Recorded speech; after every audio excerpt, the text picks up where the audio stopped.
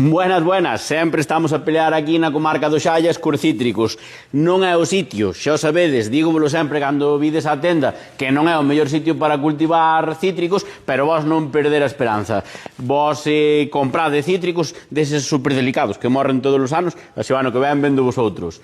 O cítrico que aguante, ahora en serio, o que teñades na casa precisa, como auga de maio, a ver se non hai moita auga en maio, abono específico de cítricos para lograr que esas follas estean verdes, estean carnosas, que o cítrico, que o árbol estea superpotente para a hora da fructificación.